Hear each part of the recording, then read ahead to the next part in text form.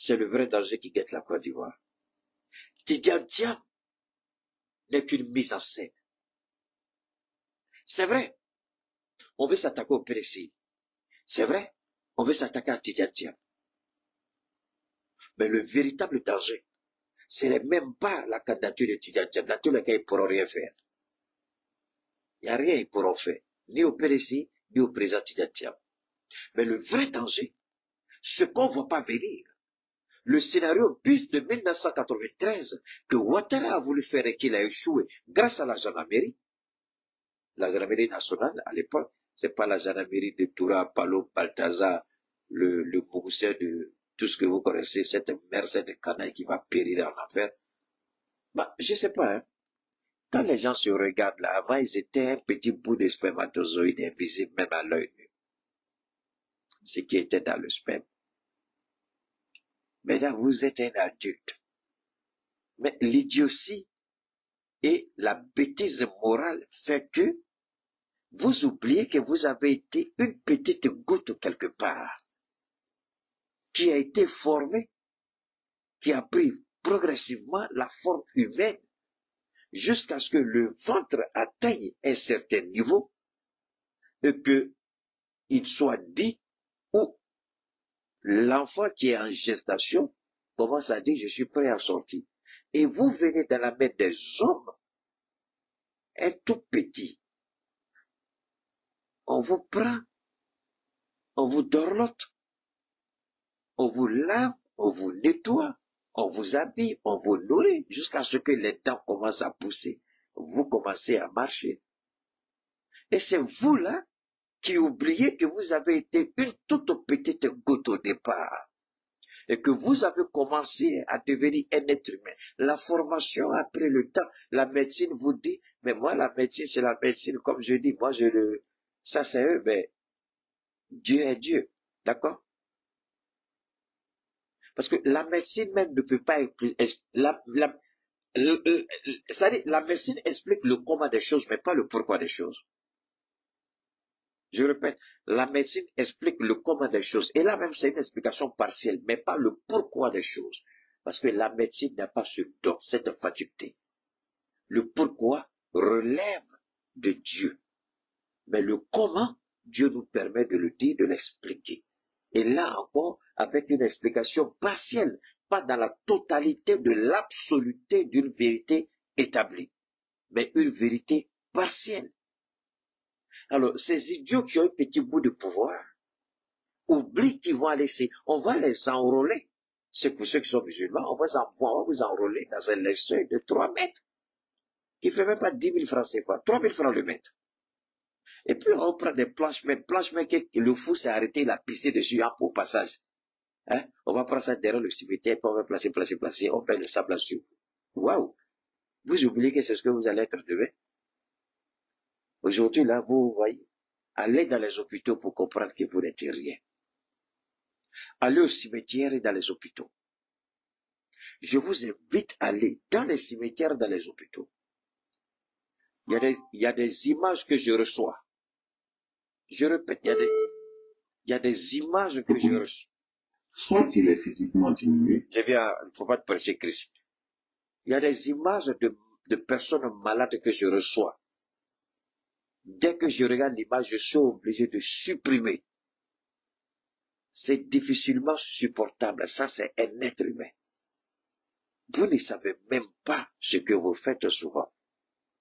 Les grades, le titre, les études, la fonction, tout ça n'est que vanité.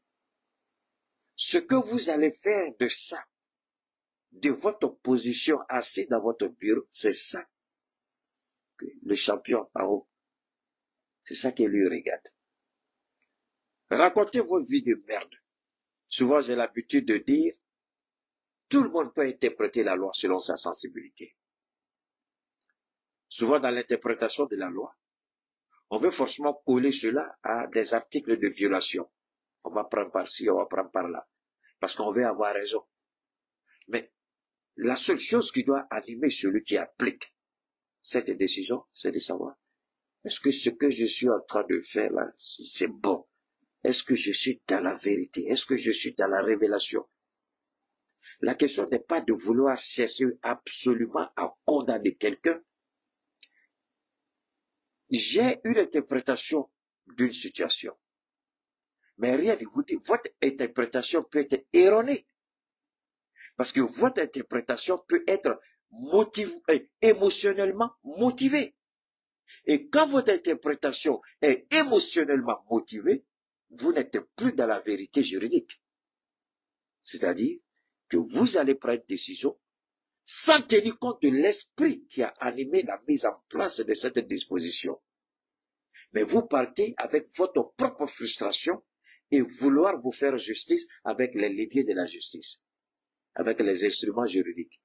C'est ça qui est dangereux. Et souvent, quand je vois ça dans nos pays, dans le monde, Donald Trump a payé les frais. Soro Guillaume a payé les frais. Gbagbo Laurent paye les frais. Blé Goudé paye les frais. Heureusement qu'à la cour pénale, l'émotion juridique a été écartée.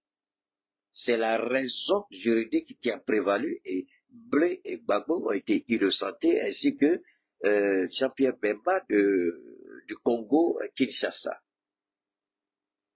Arrêtons, c'est dangereux, ce que nous faisons souvent. C'est dangereux. Ici, c'est à ça qu'on assiste aujourd'hui. Quand les Ivoiriens ont voté pour la nouvelle constitution, les Ivoiriens n'ont jamais imaginé qu'on serait quelques années seulement. La constitution là n'a même pas eu longue vie.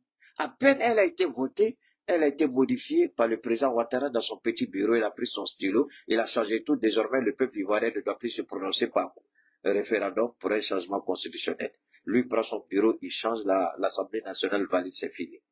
Voilà ce que Ouattara a fait. Mais l'objectif, ici, c'est ça. Les Ivoiriens, en votant pour la vice-présidence, n'ont jamais imaginé que le président viendrait après pour dire on va changer, le vice-président doit plus être voté au même titre. Mais ce jour-là, les partis politiques étaient suffisamment désarticulés, brisés, pour s'opposer à cela. Quelques voix se sont levées pour se plaindre, ça s'est arrêté là. Mais le silence coupable du peuple ivoirien, voilà le danger aujourd'hui.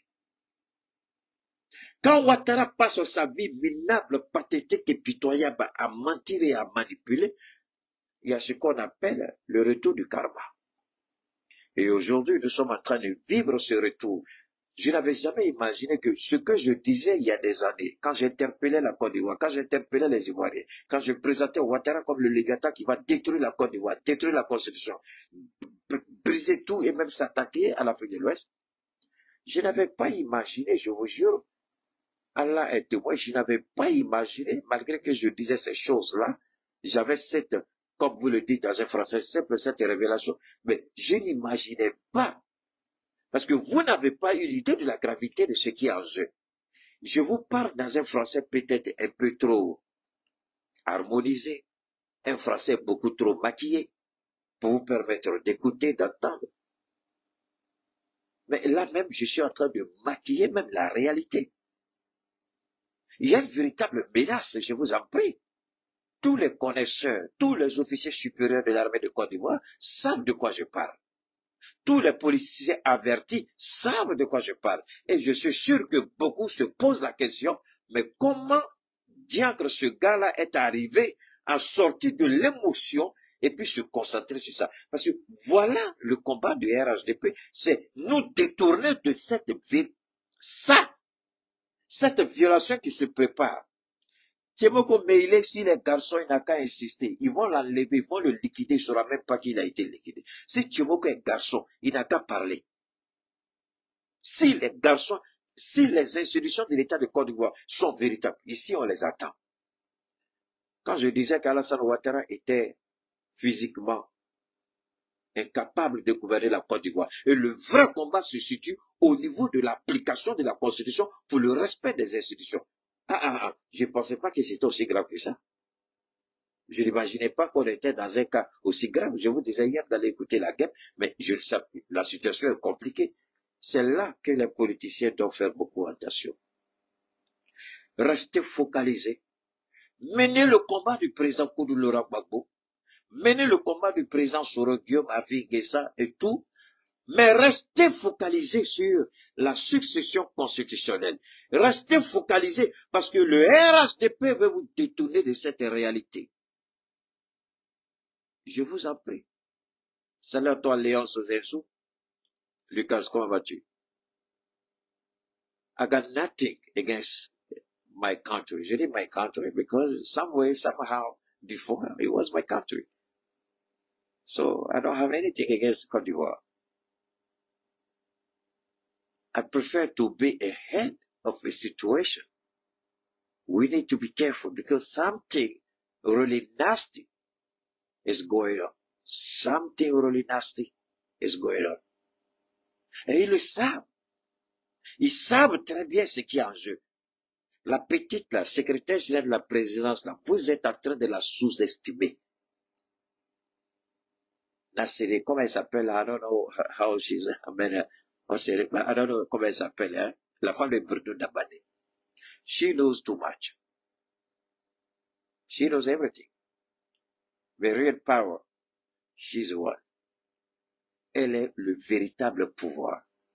La femme de Bruno Dabane connaît, c'est elle. Le vice-président, là, c'est bidon. Premier ministre, là, c'est bidon. C'est elle le véritable pouvoir. Cette réalité, believe me or not, I really don't care. But my wish is, I got wrong. That's my only wish. And my greatest wish, I want to be wrong. Mon plus grand souhait, et Allah est témoin, je vais me tromper. Wallahi billah, je jure, je vais me tromper. Mais si je ne me trompe pas, I'm scared, j'ai peur de ce qui se prépare. Parce que ce qui se prépare n'est pas pour les enfants. C'est pourquoi je dis en anglais, something really nasty. Quand l'anglais te dit en politique, something is nasty, il faut avoir peur. Ouattara sait ce qui est en jeu. Et on va continuer d'écouter Christian Pris sur un élément, ici. Le trait en pleine mobilisation est un signal d'alarme majeur, une brèche dans la forteresse.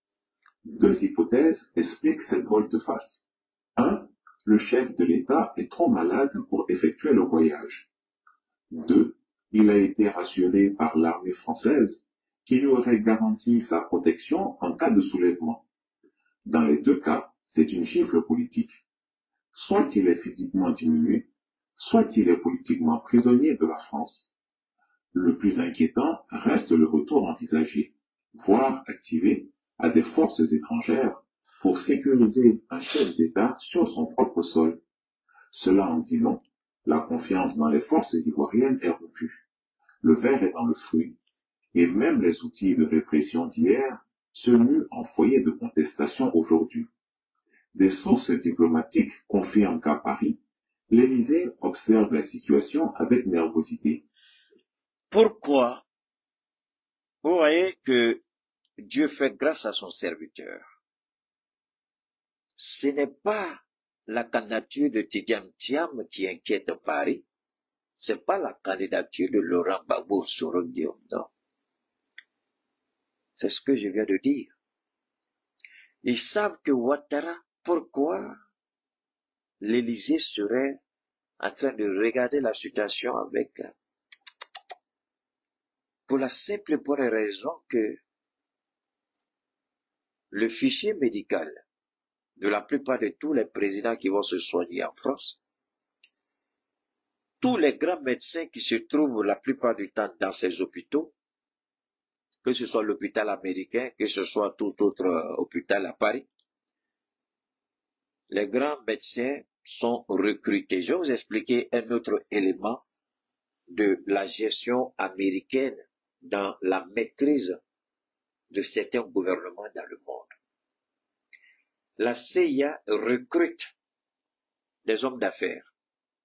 La CIA recrute des docteurs assermentés. La CIA recrute des chefs d'entreprise, des opérateurs économiques, des industriels, des commerçants, des importateurs, des transitaires. La CIA recrute tout cela pour travailler. C'est pourquoi leur budget n'est même pas connu. C'est Trump qui est en train de mettre de l'or aujourd'hui. La plupart de tous les médecins qui traitent nos présidents ou qui traitaient nos présidents jusqu'au fouet, la plupart de ces médecins étaient recrutés par la CIA. Donc, ils avaient des informations sur l'état de santé de tous les présidents à peu près, à l'époque. Je ne sais pas trop si avec Trump les choses sont en train de changer. Donc, la situation d'Alassane Ouattara, les Américains savent. Je vous jure de laisser ça tomber. Ils savent. Vous savez, je mets tous les services de renseignement dans le monde. Je les mets au défi de prouver que ce que je suis en train de dire est faux. S'ils sont garçons, ils n'ont qu'à sortir pour dire que ce que je dis est faux. La CIA recrute dans pratiquement tous les domaines. Parce qu'ils ont un budget illimité, d'après eux-mêmes. Ils ont des ressources illimitées. Pourquoi la CIA est partout dans le monde? C'est pas forcément des agents qui sont là-bas, non. Ils recrutent même dans ton propre pays, là, sur ton propre sol, là, ils recrutent là-bas. Ils recrutent même des professeurs d'université. Oui, il y a des professeurs d'université qui travaillent pour la CIA. Ils ont infiltré tous les tissus dans le monde, partout. Les pays où ils sont pas, c'est la Chine. Ils ont tenté, on les a attrapés, on les a liquidés. C'est la Russie. Ils ont tenté, on les a attrapés, on les a liquidés. C'est la Turquie. Ils ont tenté, on les a arrêtés, on les a liquidés. Parce que quand on les liquide comme ça, là, eux-mêmes ne peuvent pas parler. Parce que c'est des gens qui travaillent sous couvert. Officiellement, ils ne sont pas agents de la CIA. Mais ils sont suspectés. Donc, ils ne peuvent pas intervenir. S'ils interviennent, ça veut dire que c'est eux qui les ont recrutés. Donc, en général, ils ne parlent pas. On les tue, ils ne parlent pas. La Chine, la Russie, l'Inde, la Turquie, il y a un certain nombre de pays là, l'Iran, tu peux pas t'amuser là-bas. Sinon, en Afrique là, ils ont recruté partout, dans nos universités, dans nos hôpitaux, dans les secteurs industriels, dans le tissu économique, ils ont recruté. Donc, la santé de Ouattara est dans leur main. Le fichier de santé, ils ont ça. C'est pas seulement l'Élysée, puisque l'Élysée fait partage d'informations, de renseignements avec la DGSE et la DGSI. Et la DGSE et la DGSI, ils sont tous informés, ils ont tous l'information sur Ouattara. Je veux dire que Christ Yapi, quelque part, il n'a pas tort. Mais ce qui est, merci pour la Corée du Nord, mais ce qui est dangereux, ce n'est pas tant, parce qu'ils ont ces informations-là pour agir à des moments précis. Mais, ce que je voudrais dire, quand par exemple un président comme Ouattara, ils ont le fichier, la question qu'ils se posent, ils ont permis à quelqu'un de devenir un monstre, une menace pour son propre pays. Et ils se rendent compte qu'il est contesté. Et quand on regarde le système institutionnel, c'est un système de façade. Les institutions ne fonctionnent pas comme l'aurait souhaité la Constitution. Mais les institutions en Côte d'Ivoire fonctionnent en fonction du désirata du président. Donc ça pose un problème. Thibaut ne peut jamais prétendre. Logiquement, si on était dans une sorte de démocratie, voilà pourquoi j'ai dit ça n'est pas de démocratie, je ne crois pas. Logiquement, vu les capacités de Ouattara à exercer son pouvoir, le vice-président peut momentanément prêter serment le temps que Ouattara revienne. Mais ça n'arrivera pas. Ça n'arrivera pas. Et ce que je crains, c'est ça. Le monsieur n'est plus à mesure. Il est physiquement diminué et il est sérieusement malade. Il a forcé. Là où il devait se reposer, il a refusé de se reposer. Là où on lui a dit de mettre dans la terre, il a refusé. Merci beaucoup à toi. Merci beaucoup. La personne qui a envoyé sur... comment vous appelez ça? Meta Business. Merci. C'est ça la réalité. Je vous en prie. Ne soyez pas d'accord avec moi. Critiquez-moi. Je n'ai aucun souci à ça. Mais priez Dieu que j'ai tort. C'est tout ce que je souhaite. Parce qu'aujourd'hui, vous n'êtes pas sans savoir que le pays est véritable. Pas le pays qu'ils ont divisé. Mais je voudrais lancer ce message aux Ivoiriens. Je voudrais dire aux BT, les BT n'ont pas de problème avec les Dula. Sinon, la plupart de mes clients en Côte d'Ivoire sont des BT. Ils savent que je suis Dula. Ils vont jamais m'appeler. J'ai des baoulés. Ils vont jamais m'appeler. J'ai des gourous, j'ai des ouais, animaux. Ils vont jamais m'appeler. D'ailleurs, ceux avec qui je travaille le plus en Côte d'Ivoire, ce sont les BT, les ouais en général, c'est-à-dire dans la région des 18 montagnes. Les Dula, là même, je les compte au bout du doigt. Mais les BT, les baoulés, je ne peux pas les compter. Avec les sénofos, ceux avec qui je travaille, ceux qui me contactent par rapport à mes prestations. Les Dula, je peux les compter 3, 4, ça s'arrête là, 5 maximum, même pas 10. Mais c'est dangereux.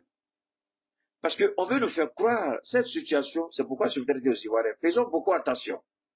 On veut nous faire croire que c'est vrai, la réconciliation n'a pas lieu. Mais la réconciliation, ça c'est entre les partis politiques, les hommes politiques. Sinon, quand la femme baoulée, là, elle va acheter la banane plein temps, hein, au marché Gourou, là, est-ce qu'elle demande, je vais acheter la banane plantain avec seulement les femmes du PDCI.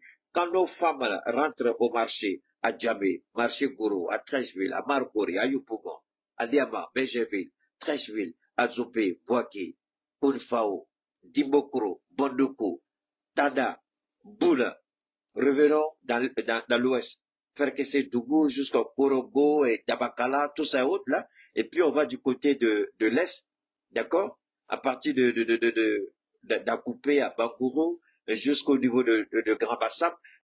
N'oubliez pas de vous abonner et d'activer la cloche de notification pour rester informé de nos prochaines vidéos. Restez à l'écoute pour les développements passionnants à venir.